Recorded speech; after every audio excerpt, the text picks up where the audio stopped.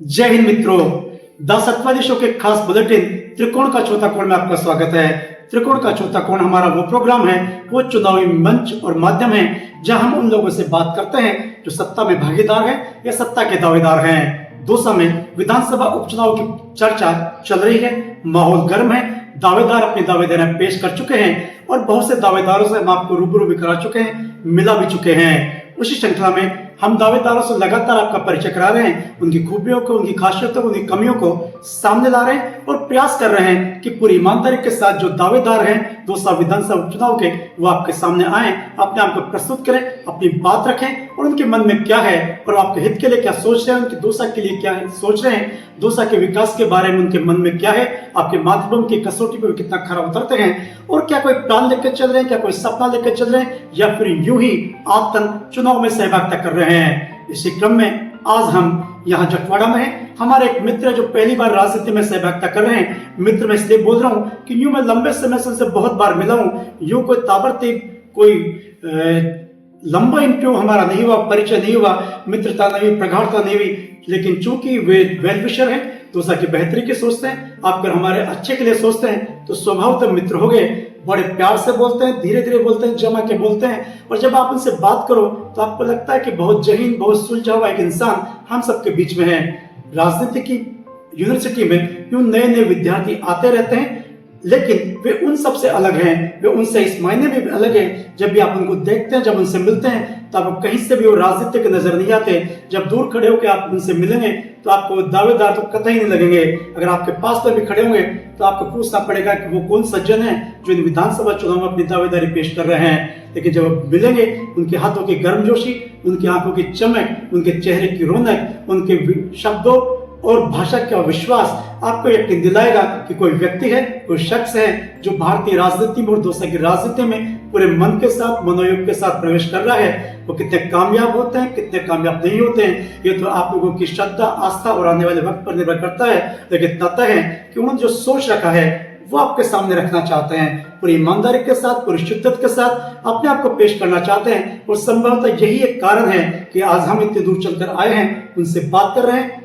तो चलिए मैं बता देता हूँ, विप्र गोयल हैं, वो युवा हैं, IIT उन्होंने की हुई है, इकोनॉमिक्स में की हुई है। ये मेरे लिए भी नया तथ्य था कि IIT में इकोनॉमिक्स भी पढ़ाई जाती है और अर्थशास्त्र की शिक्षा भी दी जाती है, लेकिन अर्थशास्त्र की शिक्षा लेते लेते ये रास्ते में प्रवेश कर रहे हैं और रास्ते में प्रवेश भी उस क्षेत्र में कर रहे हैं जो बहुत से मामलों में कुख्यात है और बहुत से अलग अलग पॉइंट्स के लेकर जाना जाता है। राजनीति में विप्र गोयल का परिचय बिल्कुल नितांत नया है, आपके लिए भी, मेरे लिए भी उतना ही नया है जितना कि उनका नाम है।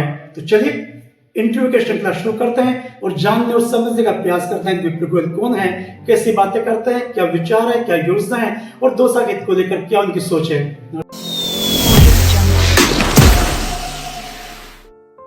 नमस्कार मित्र। नमस्कार। प्रोग्राम आपका स्वागत है। यूं इस तरह का प्रोग्राम हम अपने स्टूडियो में करते हैं जी। लेकिन चूंकि आपने नवाचार शुरू किया है तो हमारा भी मन है, चले जब आप नए सिरे से नया कोई काम कर रहे हैं तो हम भी एक नवाचार कर देते हैं कि त्रिकोण का चौथा कोण स्टूडियो से बाहर आके वो करते हैं। आपके चेहरे पे जो विनम्रता है, जो सदाशयता है, जो शिद्दत का एक एहसास लगातार आप दिलाते रहते हैं कि बड़े ही विनम्रता के साथ आप रास्ते में प्रवेश कर रहे हैं। तो सबसे पहले तो मैं यही जानना चाहूंगा और दर्शक भी जानना चाहेंगे, आपका नाम नितांत नया है, कितना मेरे लिए नया है, उससे ज्यादा नया दौसा वासियों के लिए, मतदाताओं के लिए। तो बहुत ब्लंटली अगर मैं पूछूं कौन है विप्र गोयल, हु इज विप्र गोयल, क्या परिचय दें आपको? बिल्कुल, मेरे जितने भी युवा साथी और युवतियां और जितने भी मेरे बड़े इस पब्लिक ऐप के माध्यम से इस जो प्रोग्राम को देख रहे हैं, तो मैं अपना परिचय बताऊं। मेरी पैतृक भूमि दौसा है। मेरे जो परदादा थे उन्होंने यहाँ पे हॉस्पिटल बनवाए, स्कूल बनवाए और उन्हीं के संस्कारों का खून मेरी रगों में भी दौड़ रहा है। तो मेरे पिताजी ने 2018 में यहीं के दौसा के ही किसान को राजस्थान यूनिवर्सिटी के सामने भीख मांगते हुए देखा और उन्होंने इसी बात पर मुझे कहा कि अगर तुम मेरे सार्थक बच्चे हो तो अपनी IIT खड़गपुर की पढ़ाई के बाद तुम देश छोड़ के नहीं जाओगे, अपनी पैतृक भूमि का जो ऋण है उसको चुकाने में लगोगे। तो विप्र गोयल एक ऐसा साधारण IITian है जो कहीं ना कहीं अपने पिता के अगर मार्गदर्शन नहीं होता तो कहीं ना कहीं वैश्विक धाराओं में खो जाता, पर क्योंकि उनके पिता ने उनको आदेश दिया कि अपनी पैतृक भूमि का ऋण चुकाना है, तो विप्र गोयल एक ऐसी शख्सियत है जो पूरे दौसा में पानी, बिजली, रोजगार, गांव-गांव में पानी, बिजली, रोजगार की आत्मनिर्भरता लाना चाहता है। यहाँ के युवाओं को यहीं क्षेत्रीय स्तर पे 60 से 70 हजार रुपए मासिक आय पर रोजगार देना चाहता है। हर युवा युवती के खेत पर ही 12मासी पानी की व्यवस्था, 12मासी बिजली की व्यवस्था करना चाहता है और दौसा को पूरे भारत में एक मॉडल जिला, एक मॉडल विधानसभा के रूप में उभारना चाहता है। मित्र, जो राजनीति में तो आप नए हैं, लेकिन जिस रवानगी के साथ आप बोल रहे हैं, वादे कर रहे हैं, उससे तो लगता है कि बड़े पारंगत राजनीतिज्ञ आप हो चुके हैं, क्योंकि प्राय राजनेता बहुत लंबी लंबी बातें करते हैं और जब धरातल पर चीजें आती हैं तो या तो गायब हो चुकी होती है, या शक्ल चेंज होती है, या किसी वर्ग या व्यक्ति विशेष के फायदे के लिए होती है। ऐसा तो नहीं है? बिल्कुल, ये बात भी मैं दर्शकों को एक बात अपनी साझा करना चाहता हूँ कि राजधर्म और राजनीति में जो लकीर खींची गई है, उस लकीर को ही मुझे खत्म करना है। मैं गत 2 सालों से दौसा की छरेड़ा पंचायत में करीब 300 कुंड हमने बनाए, 72 फीट लंबे, 72 फीट चौड़े। जैसे एक घर में आप कमरा होता है, उतना कमरा जितने बड़े 300 कुंड बिना किसानों से हमने पैसा लिए खेतों पर बनाए। और सच में कसम से कोई भी ऐसा वो नहीं था कि राजनीति में आना है, कुंडों के माध्यम से पानी की व्यवस्था करनी थी। पर जब मैं उस एक गांव की सफलता को पूरी विधानसभा या पूरे जिले, पूरे राजस्थान में ले जाने की ओर बढ़ा, तो मुझे कुछ बाधाएं आई, जो बाधाएं मैं बहुत अभी सार्वजनिक रूप से नहीं कह सकता हूं, पर उन बाधाओं की वजह से ही मुझे अब राजधर्म निभाने के लिए राजनीति का रास्ता चुनना पड़ रहा है। और मैं चाहता हूं कि ये जो सफलता है वो हर नए युवा को प्रेरणा दे कि कोई बड़े नेता के पीछे होने से चुनाव लड़ा जाए तभी संभव नहीं है। आपके अगर अपने इलाके के लिए अच्छी सोच है, आप धरातल पर काम करते हैं, सच्चाई में आपने धरातल पर काम किया है, तो मैं वो चाहता हूं कि मैं पहला युवा हो सकता हूं, पर मैं आखिरी नहीं होना चाहता। मेरे बाद ये दर्शक, जितने भी युवा ये दर्शक ये देख रहे हैं, उनको प्रेरणा मिले कि नहीं, हम भी अपने इलाके को पानी, बिजली, रोजगार में आत्मनिर्भर बनाने के लिए, जैसे एक सेना का जवान देश प्रेम के लिए, देश के लिए अपनी भक्ति देता है, वैसा एक राजनेता भी देशभक्त होना चाहिए। ये उदाहरण मैं साबित करना चाहता हूं। और धरातल पे छरेड़ा का उदाहरण साबित करने के बाद अब पूरी विधानसभा के जितने भी गांव हैं, उन सभी गांव में काम को फैलाना चाहता हूं। अपने अब तक के इंटरव्यू में मैं जो समझ पाया हूँ, पहली बात तो यह है कि जब भी विधानसभा चुनाव होता है, कोई भी चुनाव होता है, तो आदमी की पहली इच्छा ये होती है, मतदाता है, उसका पहला मन ये होता है कि कोई हमारे बीच का आदमी हो, हमारे यहीं का हो। आप दौसा जिले के निवासी हैं कंदो जी। आप दौसा कहाँ के रहने वाले हैं? बिल्कुल, मेरा जो अभी रहवास है वो जयपुर है, मेरी पैतृक भूमि दौसा है। दौसा जिले के निवासी हैं आप? जी। दौसा में कहाँ? दौसा में मुख्य शहर में दौसा के हैं जी। चलिए, ये बड़ी अच्छी बात है, क्योंकि जब भी हम आपस में बातचीत करते हैं, जब भी कोई फॉर्म भरता है, तो अगर किसी के बारे में नेगेटिव बोलना होता है तो हमारे मतदाता कहते हैं कि यह तो बाहरी है, इसका दौसा से क्या लेना देना, कोई पैराशूट उम्मीदवार नहीं चाहिए। तो बड़े सकून, मेरे जो दर्शक है उनको भी लगेगा कि सकून भरी सूचना है कि आप पैराशूट उम्मीदवार नहीं है। कम से कम मेरी पैतृक भूमि दौसा है और आप यहीं के रहने वाले हैं। चलिए, बड़ी अच्छी बात है। अब जो मैं समझाऊंगा, आप जब बात करते हैं तो मुझे लगता है कि बहुत पढ़ा लिखा आदमी बोल रहा है। क्या मतलब, क्या परिचय, एकेडमिक परिचय अगर आपको देना हो तो क्या है? IIT नाम है खड़गपुर, मुझे खड़गपुर का जब नाम आता है, वहां से जब IIT करके कोई निकलता है तो ये मान के चलता है कि वो या तो विदेश में जाएगा या किसी MNC में जाएगा और लाखों करोड़ों के पैकेज में अपना जीवन यापन करेगा। तो ऐसा क्या हुआ कि वो जो एक बंधी बनाई रूटीन है, आलीशान जिंदगी है, बहुत ऐशो आराम भरी जीवन है और एक सेटल्ड लाइफ है जो हो सकती थी आपकी, उस सब को छोड़ के आपने पथरीली, कांटों भरी, अनिश्चितता वाली राह चुनी? ऐसा क्यों? ये बात बहुत अच्छा प्रश्न, मैं धन्यवाद देना चाहता हूँ और आपको इस प्रश्न का मैं जवाब बिल्कुल सच्चाई बातों से, अपनी कहानी से बताना चाहूंगा। ये सारा जो कोरोना का जो काल चला, तो कोरोना काल में मुझे अपने कॉलेज से घर आने का मौका मिला। घर में जब मैं आया तो मेरे पिता से मैंने और बातें सुनी और दौसा में मैंने छरेड़ा पंचायत में 2020 में, मुझे आज भी याद है, सर्दियों के 3 महीनों में गांव-गांव रात्रि चौपाले करी, घर घर चौपाल बैठे, घर घर ऊंट रैलियां निकालकर, घर घर पैम्पलेट वितरण करके हमने रात्रि चौपाल करी। वहां मैंने दौसा का हाल जाना। वो मेरे लिए IIT की डिग्री से भी बड़ी पढ़ाई थी। जब मैं गांव में अपने युवाओं, अपने बड़ों, अपनी बड़ियों, अपने चाचा ताइयों के साथ बैठा, अपने बड़ों बुजुर्गों के साथ बैठा, तो मुझे पता चला कि दौसा का भूजल हर साल 10 से 15 फीट नीचे जा रहा है। हमारे बच्चों के पास डिग्रियां हैं पर उनके पास क्षेत्रीय रोजगार नहीं है। हमारे जो गाय भैंसे हैं वो चारे और पानी की वजह से कटने जा रहे हैं। तो ये जो दर्द मैंने देखा, तो ये मेरे लिए एक IIT की डिग्री से भी बड़ी पढ़ाई थी। उसके बाद कई राज्यों में घूमा, कई गांवों में घूमा, कई सम्मानीय कलेक्टरों से मिला, कई सम्मानीय मंत्रियों से मिला, भारत सरकार में सलाहकार भी बना।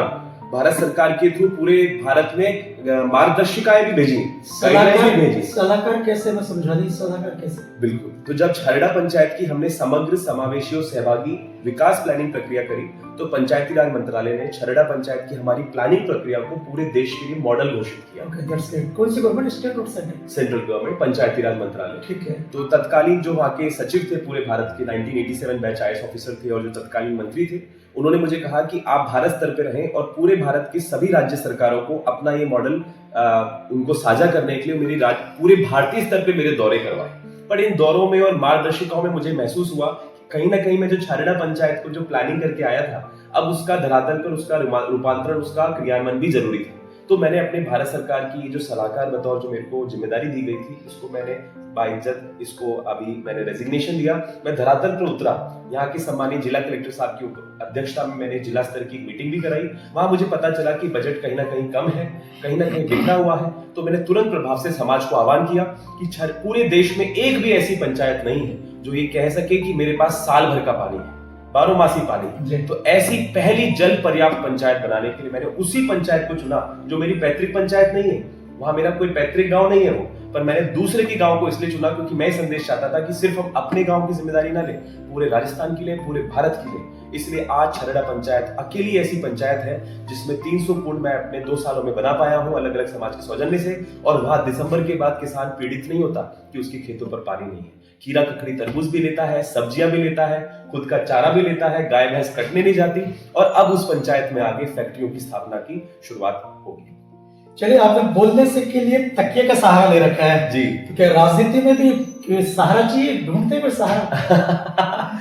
देखिए, जब जनता ही साथ हो, देखिए जनता साथ होना भी बहुत चुनावी तरीके से बोला जाता है, पर मैं जानना चाहता हूं, मैं राजनेताओं को संदेश देना चाहता हूं, अगर मुझे ये सुनिश्चितता कहीं मिल जाती तो मैं राजनीति में नहीं उतरता।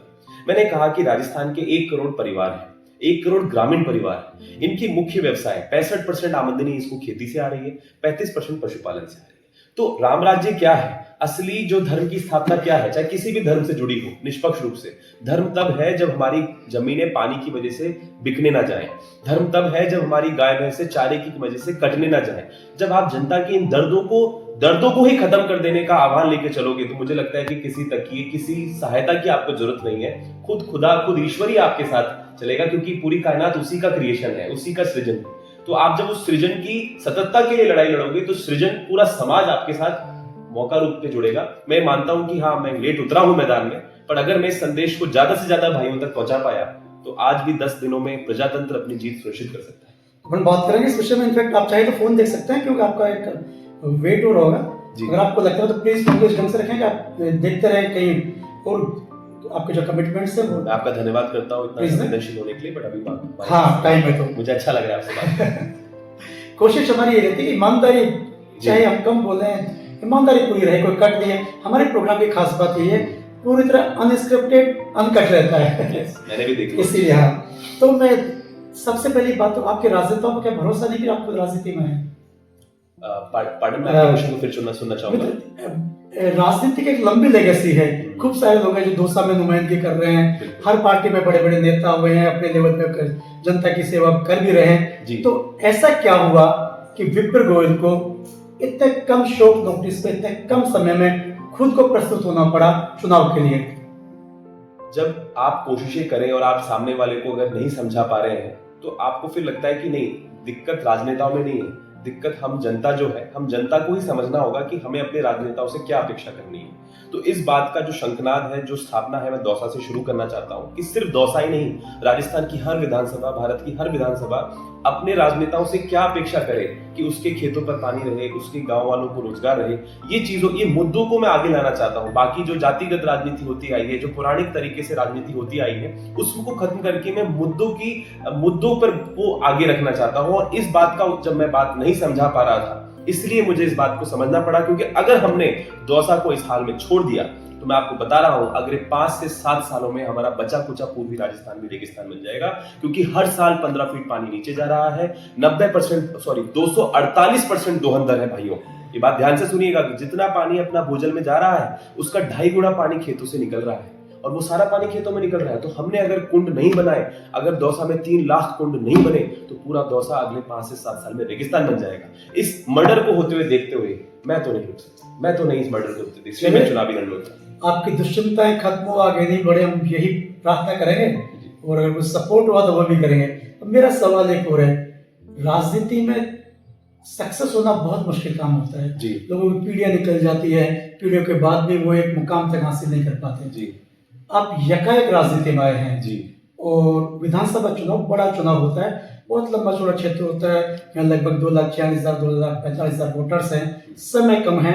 आपकी बात क्यों जब आप बोलना शुरू करते हैं आप बस बताने के क्योंकि आप पढ़े लिखे हम सबके तुलना में, बाकी हमारे जो लोग हैं हम सबके तुलना में, क्योंकि आप प्रशिक्षित हैं, वैसे तो पढ़े लिखे तो कोई ज्यादा क्यों, आप बाकायदा ट्रेंड हैं, इकोनॉमिक्स से आपने पढ़ाई की है, तो जो बात आप समझाना चाहते हैं उसके समझाने के लिए एक तो समय बहुत कम है, बिल्कुल पहली बात। दूसरा, यहाँ जो चुनाव होते हैं वो अलग ढंग के होते हैं, हमारे देश में चुनाव होते हैं अलग अलग वर्ग के, जातिगत होते हैं, वर्ग के हिसाब से होते हैं, व्यक्ति के हिसाब से होते हैं, और विकास के नाम पर, मुद्दों के नाम पर चुनाव न लड़े जाते हैं न जीते जाते हैं। इस सत्य को कैसे झुठलाएंगे? बिल्कुल, देखिए हर युद्ध में कौरव और पांडव सेना होती है, और इस बार का जो युद्ध है वो मारकाट या शस्त्र अस्त्र का नहीं है, वो ज्ञान का है।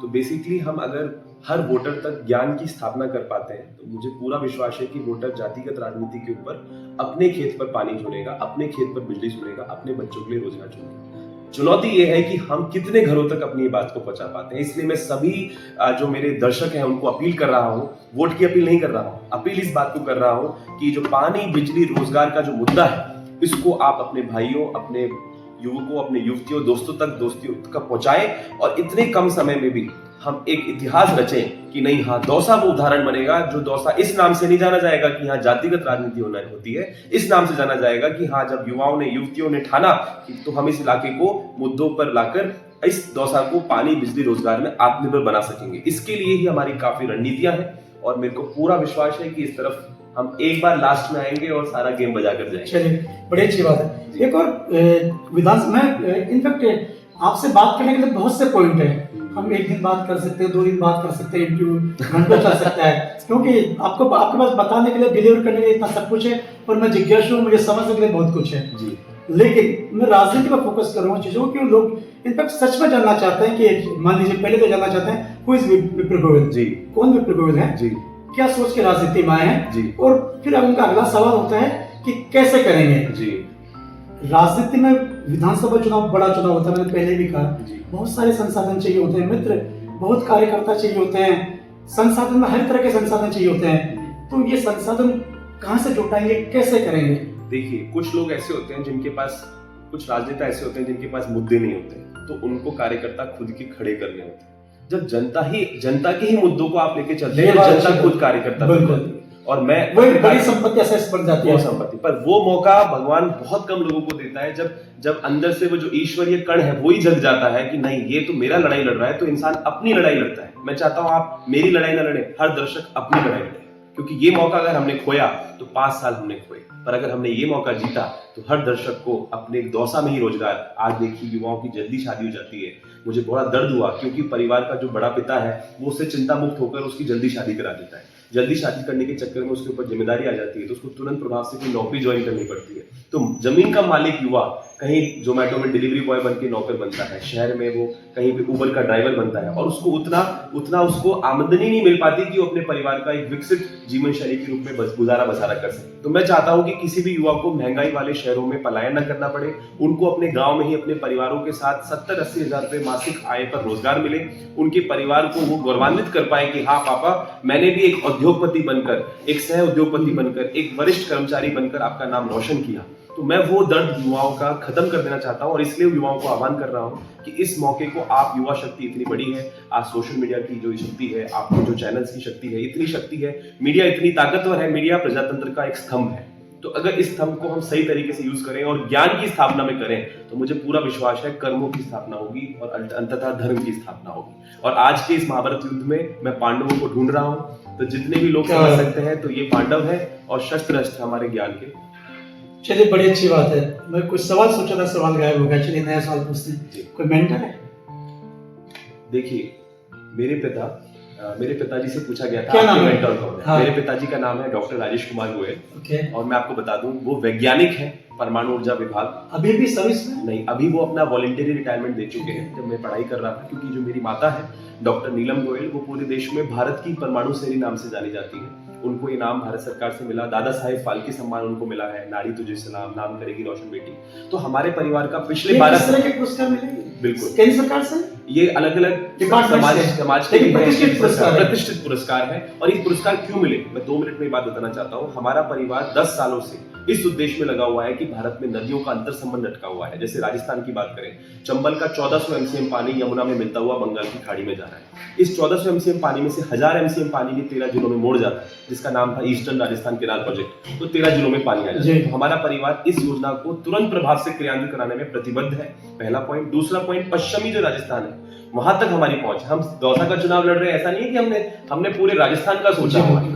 तो हमने दोनों पक्ष का सोचा, पर हमने देखा कि ज्यादातर किसानों को ही विरोध करा दिया जाता है, उनको भड़का के, बेचारे जिज्ञासु गरीब किसानों को भड़काया जाए। तो इसलिए हमने किसान वर्ग को पकड़ा कि नहीं, इनको ही हम इतना मजबूत करें कि इनको ही कहीं ना कहीं भ्रमित ना किया जाए। तो इसलिए हमने खेत पे, गांव में पानी, बिजली, रोजगार, कि किसान के पास आमदनी हो तो अपने हॉस्पिटल की फीस भर पाएगा, अपने शिक्षकों की फीस भर पाएगा, फिर सामुदायिक भवन बनेंगे, बारात घर बनेंगे, सड़कें ठीक होगी, स्ट्रीट लाइन होगी, अमेरिका जैसा विकसित दौसा बना देंगे अगले 5 से 10 साल में, अगर हमें मौका दिया जाए। क्या बात है। इस तरह और कोई उदाहरण है कि कोई आईटी निकला हो, उसने चुनाव लड़ा हो, कामयाबी हासिल की हो? देखिए, आपकी जानकारी में कोई हो? मेरी जानकारी में अभी नहीं है, पर मैं ऐसा लेकिन नहीं ऐसे कहूंगा है, मुझे बिल्कुल आइडिया है, निश्चित है।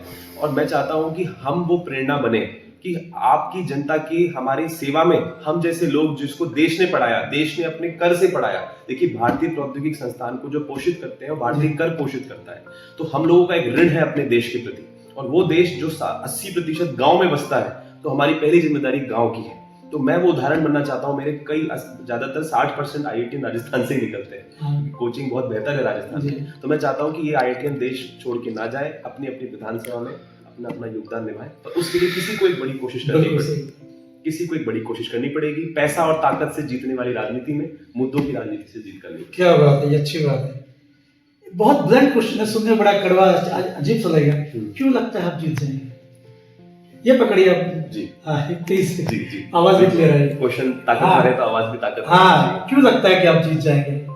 देखिए, कुछ ईश्वरीय विश्वास है मुझे सच्चाई पर, क्योंकि ईश्वर भी एक अग्नि परीक्षा मांगता है कि अगर तुम सच्चे हो तो मैं तुम्हारे साथ हूँ जी। तो मैं मन तन धन से अपनी आत्मिक प्रेरणा से सच्चा अपने आप को महसूस कर पा रहा हूँ। क्योंकि मेरे पिताजी की आंखों में आंसू थे 2018 में, जिसकी तर्ज पर मैंने करोड़ों रुपए की अमेरिका की नौकरी छोड़ दी। तो मैं इस यात्रा में इसलिए नहीं आया कि मुझे यहाँ से कुछ कमाना है, मुझे इस यात्रा में इसलिए आया हूँ कि मुझे अपनी पैतृक भूमि को कुछ लौटाना है। तो मुझे अपनी जनता पर इतना विश्वास है, उन जिज्ञासु किसानों पर इतना विश्वास है कि वो जनता भी विमूढ़ नहीं हुई है, सच जानना चाहती है।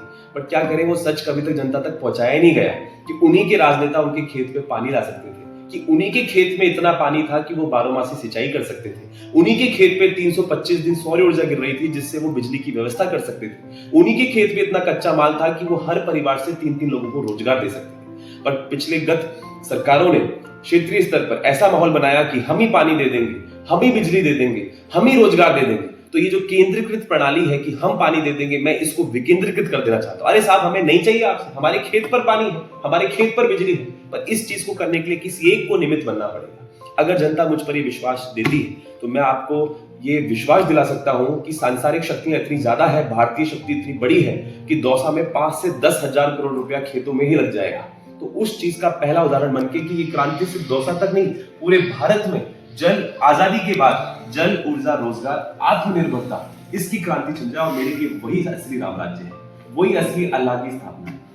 भाई साहब, आप तो कह रहे हैं कि राजनीति में नए हैं, लेकिन जिस ढंग से धारा प्रवाह आप बोलते हैं और जिस जोश के साथ आप बोलते हैं, तो वो बच्चे बोलते हैं कि एक बार वो पता है क्या कर, वो रोए खड़े हो जाते हैं।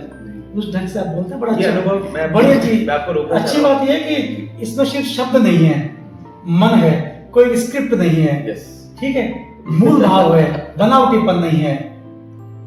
बड़ी अच्छी बात है। मेरा और तो ये जो अनुभव विदेश वगैरह गए? हाँ बिल्कुल। अभी अब जो सवाल मेरे दिमाग में रह गया था, बातें बहुत सी हैं, हम बहुत, मैंने कहा बहुत लंबा कर सकते हैं। आपके जो मूल भाव है, कितने लोगों को अब तक आप समझा पाए, कितना कन्विंस कर पाए, कितने किसानों को आपसे यकीन दिला पाए कि आप उनकी जीवन शैली, जीवन दर्शन सब चेंज कर देंगे, जीवन स्तर चेंज कर देंगे? कितने लोगों ने विश्वास किया? प्रश्न बहुत अच्छा है, क्योंकि छरड़ा से ये हमने भी शुरुआत बढ़िया। की। छरड़ा से हमने शुरुआत की थी। हाँ। छरड़ा पंचायत में 6000 ग्रामीणों की आबादी है, तो करीब 500 किसान परिवार है। तो 500 किसान परिवार मतलब एक सरपंच, एक सम्मानीय सरपंच।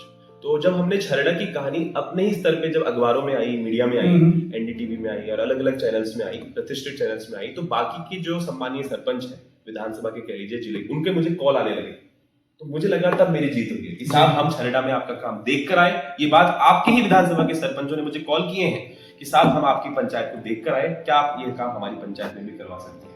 तो जब ये विश्वास दूसरे सरपंचों में मिला, क्योंकि सरपंच भी गांव के बहुत प्रतिष्ठित सम्मानीय प्रतिनिधि होते हैं, वो भी गांव के निवासी होते हैं, 45% मेजोरिटी तो उनके पास भी होती है। और मैंने अपनी प्रणाली में हमेशा निष्पक्षता की बात रखी है सर। मैं सिर्फ जो वर्तमान जनप्रतिनिधि है उनको साथ लेके नहीं चलता, जो पूर्व जनप्रतिनिधि रहे हैं या उनके जो सामने जो गुट खड़े हुए हैं, वो गुटबाजी गांव में ना हो जाए, इसलिए हम सभी वर्ग को साथ में, और इसलिए मैं अपना संदेश सिर्फ सरपंचों तक नहीं, जो अपनी जिम्मेदारी अभी नहीं निभा पा रहे हैं, क्योंकि हम व्यवसाय के रूप में लोगों को जोड़ना चाहते हैं। मेरा ये उद्देश्य है, हर तहसील पर एक डेयरी फैक्ट्री होगी जिसमें पशुपालकों को 125 रुपए प्रति लीटर दूध का दाम मिलेगा।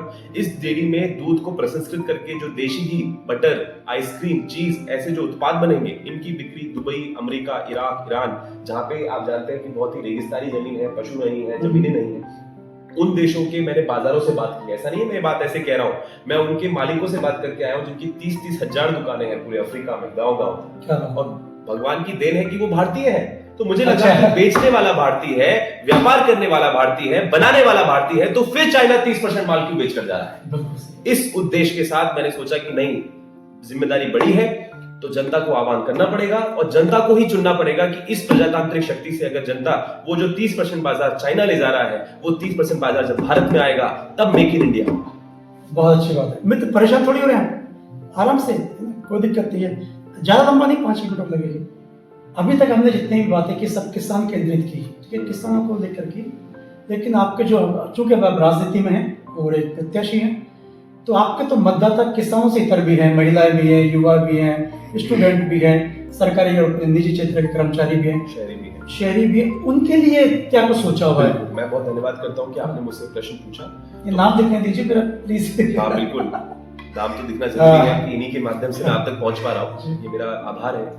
तो माल का उत्पादन और माल की बिक्री दो पहलू है, और माल का प्रसंस्करण। तो उत्पादन तो हमारा किसान वर्ग संभालेगा या उसकी आगे वाली पीढ़ी युवा संभालेगी, पर जो उसका प्रसंस्करण है फैक्ट्रियों में, प्रसंस्करण मतलब हिंदी हो गया, बिल्कुल मैं समझाता हूँ। जैसे टमाटर है, टमाटर के 2 रुपए में दाम भी नहीं मिलते हैं, सड़क पे फिका मिलता है। वो टमाटर इसलिए फिकता है क्योंकि 6 दिन में टमाटर खराब हो जाता है, तो किसान विवश होता है कि उसको तुरंत प्रभाव से कहीं बेचे। जोड़े पुणे दामों पर टमाटर बिका, क्योंकि भंडारण की कोई व्यवस्था नहीं है, तो उसको बेचना पड़ता है। हम क्या कह रहे हैं साहब, प्रसंस्करण से हमारा तात्पर्य मतलब हमारा ये है कि उस 6 दिन में सड़ जाने वाले टमाटर को हम 2 साल तक भी नहीं सड़ने वाली चटनी में बदलना चाहते हैं। क्या बात है? क्यों साहब? क्योंकि जब दिल्ली मुंबई एक्सप्रेसवे पे गाड़ी चढ़ेगी दौसा से और वो मुंबई के तट पे पहुंचेगी, पोर्ट पे पहुंचेगी, और जब वहां वो जहाज पे लोड होगी तो अमेरिका पहुंचने में उसको 41 दिन लगेंगे। तो 15 + 41 ये 55 दिन में टमाटर नहीं सड़ना चाहिए। इसलिए अगर हम उसको चटनी नहीं बनाएंगे तो कोई भी दौसा के किसान के टमाटर को उसका भाव नहीं मिल पाएगा। इसलिए टमाटर का चटनी बनाना प्रसंस्करण है। इसके लिए 100 करोड़ रुपए की लागत से एक फैक्ट्री लगेगी, और एक नहीं 3 फैक्ट्री लगेगी, दौसा, नांगल, राजावतन और मेरे पैतृक भूमि सिकराय में। अब वो दूसरी विधानसभा में आ रही है, पर भी मैं करूंगा बिल्कुल। तो ये 4 तहसीलों में 4 फैक्ट्रियां लगेंगी, 10-10 हजार किसानों पे एक फैक्ट्री लगेगी। किसानों को हम MSP जैसी सुविधा देंगे कि जो टमाटर का भाव 8 रुपए से ज्यादा मिल रहा है वो अपने बाजार में बेच सकता है, और जो भाव 8 से कम मिल रहा है उसको हम 8 रुपए में खरीदेंगे। ऐसी MSP की व्यवस्था वैश्विक बाजारों से जोड़े बिना नहीं आ सकती है। अगर मतलब कुल मिला के बात यह है कि अगर दौसा का टमाटर अमेरिका नहीं बिका तो ये MSP की व्यवस्था दौसा में नहीं आ सकती। तो एक तो ये फैक्ट्री की व्यवस्था, फैक्ट्रियों के लिए पैसे कहां से आएंगे? बिल्कुल, रिसोर्सेज कहां से? बिल्कुल, आपने बहुत सही पूछा। इतना एक विधायक का भी कोटा नहीं होता, पर एक विधायक एक 2-2.5 लाख यहाँ पे जितने भी वोटर्स हैं, 2.25 लाख। देखिए मैं राजनीति में इतना राजधर्म में इतना निभावा हूं कि मेरे को नंबर ऑफ गिनती वोटर भी नहीं पता है, पर मेरे पास पूरी रणनीति है, मेरी टीम रणनीति में लगी हुई है। करीब 2,80,000 जो वोटर्स हैं, और जनगणना के हिसाब से बढ़ गए होंगे तो 2.25 लाख 3 लाख वोटर्स अपने 2,46,000 आज की तारीख में विधानसभा में। बिल्कुल, बहुत बहुत धन्यवाद ये आंकड़ा देने के लिए। तो बात ये है कि ये लोग, आपने जो प्रश्न पूछा कि पैसा कहाँ से आएगा, हाँ। तो पैसा क्या है साहब, जो ये विधायक का जो कोटा होता है वो भी पर्याप्त नहीं होता है फैक्ट्री लगाने के लिए, पर विधायक इतने लोगों का, इतने लाख लोगों का एक प्रतिनिधि होता है। तो मैंने वैश्विक धाराओं में जितनी भी भामाशाहों से मैं मिला हूँ, मैं अमेरिका, दुबई और ऑस्ट्रेलिया, अमेरिका में अलग अलग भामाशाहों से जुड़ा हुआ हूँ, निवेशकर्ताओं से जुड़ा हुआ हूँ, और उन्होंने मुझे आश्वासन दिया है कि अगर आप इस तरीके की जन स्वीकृति हमें दे देते हैं कि जनता आपके साथ है, वहां के क्षेत्रीय प्रतिनिधि आपके साथ हैं, तो दौसा में वित्त की कभी कमी नहीं आएगी, क्योंकि मैं कर्ज पे इस पैसे को नहीं उठाना चाहता हूँ। मैं जो समझाऊं, आपके ऑलरेडी पहले से बात हो चुकी है, जो लोग इन्वेस्ट करेंगे जी, और उनको आपका जो कंसेप्ट है जी, आपकी जो थ्योरी थीम है उस पर यकीन है, आपका जो प्रोजेक्ट उस पर यकीन है, तो आधा काम तो हो चुका है। आधा काम हो जो चुका है, मुश्किल काम है वो हो चुका, मुश्किल काम हो चुका है, और उनको मैं बुलाने वाला था 23 अक्टूबर को इम्पल्स स्कूल के सामने जैन प्रॉपर्टीज मैदान में। मैं पूरे विश्व के भामाशाहों को बुलाने वाला था, करीब 250 गांव की ग्रामीण किसान, पशुपालक, युवा युवती, शहरी लोग सब पधारने वाले थे, और बहुत ही प्रोग्राम, रंगारंग कार्यक्रम, सांस्कृतिक कार्यक्रम के साथ सजाया था, पर उस प्रोग्राम को भी कुछ राजनेताओं ने खारिज कर दिया। तो उसका दुख मेरा इतना टूटा कि जब मैंने धर्म की स्थापना करनी चाहिए तो मेरे रास्ते में लोग आए, और तब मेरे को और भी मनोबल बढ़ा कि नहीं, मुझे इस यात्रा में लंबा चलना है, मैं जुड़ा रहूंगा, चाहे इस चुनाव की कोई भी अंजाम हो, मैं चाहे मुझे कितने भी साल लगे, पर जब तक दौसा के हर खेत पर बारोमासी पानी की व्यवस्था नहीं हो जाएगी, बारोमासी सिंचाई, बिजली की मेरे को खेत पे लट्टू दिखने को मैं बिजली नहीं मानता। मैं चाहता हूं जब खेत में इंजन चलेगा ना बारोमासी महीने, वो बिजली है। पानी पीना, जो टल की नोटी टोटी और सॉरी वो नल खोला और पीने का पानी आ गया, वो भी नहीं आ रहा, खैर अब तो छोड़िए, अगर वो नल का पानी आ गया उसको भी मैं पानी नहीं मानता हूं, जब तक खेत पे, क्योंकि खेत में 20 गुना पानी प्रयोग होता है। बिल्कुल सही। तो जब पीने का नहीं होगा तो खेती तो करेगा नहीं बेचारा किसान, तो जब उसका सिंचाई बिजली का, सिंचाई पानी का काम होगा, तब हम मानेंगे कि दौसा पानी बिजली में आत्मनिर्भर बनाए। और मैं वोटर्स के सामने बात रखना चाहता हूं, चाहे वो किसी को भी वोट दें, किसी को भी वोट दें, बस वो ये चुने क्या वो राजनेता उनके गांव में, उनके खेत पर ये काम करने का वादा करना है नहीं करना। अरे कम से कम वादा तो कर दो यार, वादा तो कर दो, झूठा ही कर दो, जनता को एहसास तो दिलाओ कि तुम उनकी मुद्दों को समझते हो। पर मैं बाकी राजनेताओं में वो मुद्दे ही नहीं सुन रहा हूँ, उनकी भाषणों में बातें नहीं आ रही हैं। तो बड़े जितने भी समाज के प्रतिष्ठित लोग हैं, चाहे वो कोई भी समाज हो, चाहे वो मीना समाज हो, गुर्जर समाज हो, सैनी समाज हो, मेरा समाज के सभी प्रतिष्ठित गणों का मेरा पूर्ण सम्मान है। जितने भी मेरे बड़े हैं, मैं हमेशा उनके चरणों में, क्योंकि उन्होंने अपने अपने समाजों की लड़ाई लड़ी। बट ये जो विधायक की लड़ाई है, ये एक ऐसा इंसान डिजर्व करता है जो पढ़ाई के रूप में, तकनीकी रूप में सक्षम भी हो, वित्त ला सके। सबसे बात, सिर्फ पढ़ाई की बात करके, भाषण देके काम नहीं चलेंगे। एक एक फैक्ट्री 100-100 करोड़ की है। हम IITians, हमारे जो एक सीनियर है सुंदर पिच्चाई, वो गूगल से संभाल रहे हैं, पूरी दुनिया की गूगल की मुख्य वो भी IIT खड़गपुर से हैं। और जितनी भी बड़ी बड़ी कंपनियों के CEO हैं वो IIT खड़गपुर से हैं। पर क्या है ना, विकास की परिभाषा में मैं समावेशी विकास जोड़ना चाहता हूँ। मतलब विकास तो हर कुछ होता है, पर जनता को साथ में लेने के लिए चलने वाला विकास, सभी की सहभागिता उसमें हो, समावेशी का हो, समावेशी हो और समग्र हो। और इसी चीज पर भारत सरकार ने मुझे पूरे भारत में हमें मॉडल घोषित किया, पूरे राज्य में हमें भेजा। पर जब क्रियान्वयन की बात में मुझे बाधाएं आई, क्योंकि प्लान बनाने से काम नहीं होगा, गाइडलाइन भेजने से काम नहीं होगा, जब धरातल पर काम करने आएंगे तब जो अड़चने आएंगी, वो अड़चने मुझे आई। वो वित्त लाने में मुझे अड़चन आई कि मैं हर तहसील, हर पंचायत में 50-50 करोड़ रुपए का निवेश कराना चाहता हूँ। 50 पंचायतें है ना, 2,500 करोड़ रुपए ला सकता हूँ अगले 2 साल में, और इसको दुबई से भी विकसित देश बना सकता हूँ। सर, दुबई एक ऐसा देश था जहाँ मछुआरों की चोरी होती थी, अंग्रेजों के जहाज की चोरी होती थी, पर वहां राजा की सोच नहीं, वहां राजा की सोच ने वहां पोर्ट बनाए, बंदरगाह बनाए, दुनिया की सबसे ऊंची बिल्डिंग बनाई, और एक चोरी वाले देश को आज सबसे विकसित देश बना दिया। सिंगापुर भैंस का तबेला था, पर वहां आपसी धार्मिक जो वो थे, उनको सौहार्दपूर्ण करके, धर्मों को जोड़ के एक करके भारत देश को, सिंगापुर। तो हर विकसित देश के पीछे जो मैं बोलना चाह रहा हूं, मैं युवाओं को प्रेरणा देना चाह रहा हूं, ज्यादा से ज्यादा युवा राजनीति में आए। राजनीति को लोग गलत मानते हैं, नहीं, राजधर्म निभाने के लिए राजनीति में आए और अपने अपने एक एक इलाके को संभाले। तो मैं अपने छोटे छोटे हाथों से सिर्फ एक ये प्रेरणा करना चाहता हूँ कि किसी ने हमारे देश को आजाद कराया, प्रजातंत्र की स्थापना की। ये प्रजातंत्र जो अभी कलुषित हो रहा है कि प्रजातंत्र हार रहा है, नहीं, प्रजातंत्र को जिताना है, ये मेरा उद्देश्य। चलिए, आपकी बड़ी अच्छी बात है, शुभेच्छा पूरी हो, आपकी जो इच्छा है पूरी हो। इतनी आपने खूब सारी बातें बताई, बहुत सी अच्छी बताई, बहुत कुछ ज्यादा अच्छी बताई। लेकिन मेरा जो क्वेश्चन था ना, वो मैं फिर पूछता हूँ सर कि किसान, सारी बातें किसान केंद्रित हो रही है। अच्छा, वो एक बड़ा हिस्सा है, नो डाउट। हाँ, मैं उस बात लेकिन जो युवा हैं, गृहिणी है, निजी और सरकारी सेवा में सेवा रहते हैं, उन लोगों के लिए भी क्या कुछ सोचा हुआ है? विकास के आपके मॉडल हो गए फिट होते हैं? बिल्कुल। जैसे आप खेतों में कभी भी गाड़ियां आपकी सड़कों पे गांव में देखेंगे तो आप देखेंगे कि खेती महिलाएं संभाल रही है। हाँ। पशुपालन महिला ही संभाल रही है। तो महिला और जो परिवार का बड़ा है वो कवर हो गया। युवा भविष्य में जब आधुनिक खेती होगी उसमें कवर हो गया, नहीं तो फैक्ट्रियों में कारखानों को संभालने में कवर हो गया। अब जो शहरी है वो बात आ जाते हैं। अब ये माल का उत्पादन है। भारत ही खुद बहुत बड़ा बाजार है। जो 31 राज्य है ना, वो एक तरीके से 31 देश है। हाँ। तो हम दौसा के शहर वासियों को पूरे भारत के बड़े बड़े शहरों में दुकानों की स्थापना में, बड़े बड़े मॉलों की स्थापना में, डी मार्ट जैसी मॉलों की स्थापना में, उनसे बातों करने में ऐसा इस तरीके से रोजगार मिलेगा कि मैं कह रहा हूं ना, मासिक जो वेतन मैं बोल रहा हूं 70 से 80 हजार रुपए, वो शहरी के लिए भी है, वो ग्रामीण के लिए है। क्योंकि माल का उत्पादन जितना जरूरी है उतना उसकी बिक्री जरूरी है। तो भारत का ही माल उतना बड़ा है, प्लस हम विश्व की जितनी भी अच्छी अच्छी नौकरियां हैं उसके लिए दौसा के शहरी युवाओं को, ग्रामीण युवाओं को तैयार करेंगे। ट्रेनिंग का बजट होता है साहब सरकार में, बताइए। अच्छा। उस ट्रेनिंग के बजट से हम पूरे विश्व की जो अर्थव्यवस्था है उसके लिए हम चाहते हैं IIT खड़गपुर जैसा ब्रांड शिक्षण प्रशिक्षण में दौसा का बने। अगली बार जब IIT खड़गपुर से पहले आप ये बोलेंगे अरे दौसा का शिक्षण प्रशिक्षण उससे ज्यादा समृद्ध है, पॉपुलर है, और यहाँ के बच्चों को इतनी सहायता मिले कि वो विश्व की कोई भी अच्छी नौकरी को पाने में अपने आप को कम ना समझे, अपने स्वाभिमान को कम ना समझे। पॉइंट 1। पॉइंट 2, आगामी जो बच्चे हैं उनको पर्यावरण के प्रति संवेदनशील करने के लिए और अपने अपने गांव में रोजगार देने के लिए भी बजट आता है। उस बजट का भी सही से प्रयोग नहीं होता है। तो हम चाहेंगे स्कूलों में बजट अच्छे से प्रयोग हो, बचपन से ही बच्चा तैयार हो अपने गांव, अपने क्षेत्र को संभालने के लिए।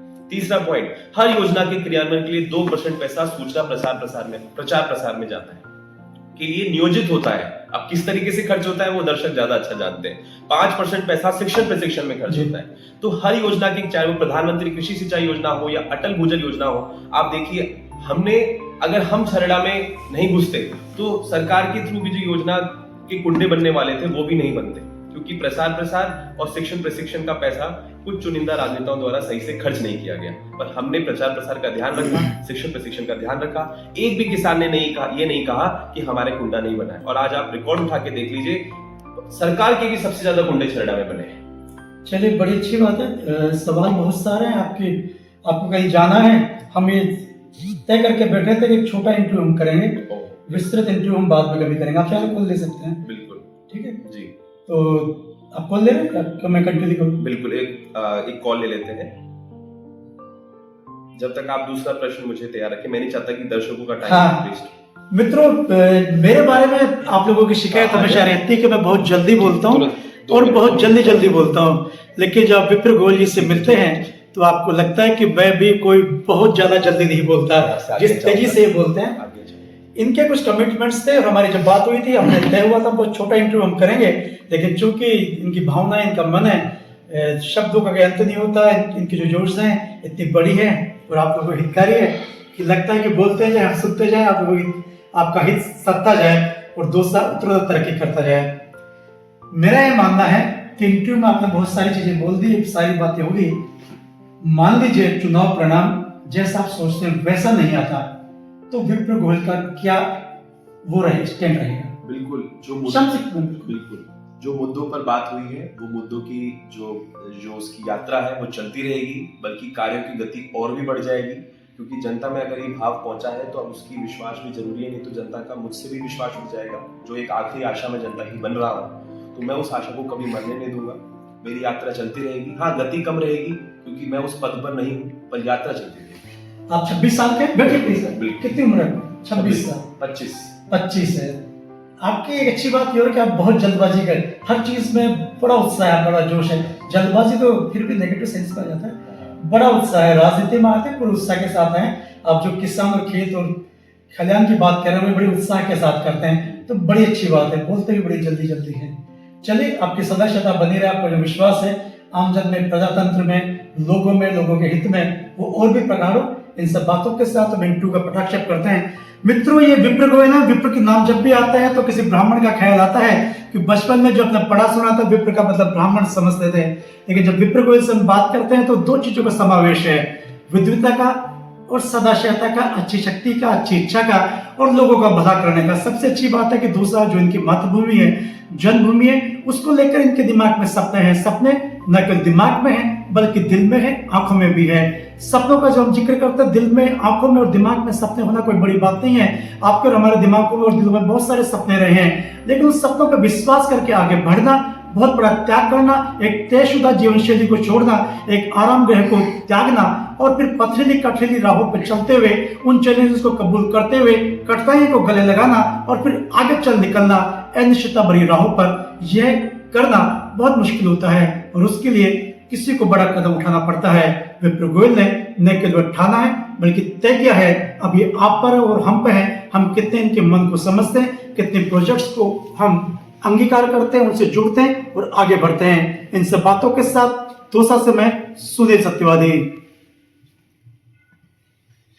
मैं आपके लिए बोल रहा था मित्र, भूल गया, बस ठीक है, बंद कर दो।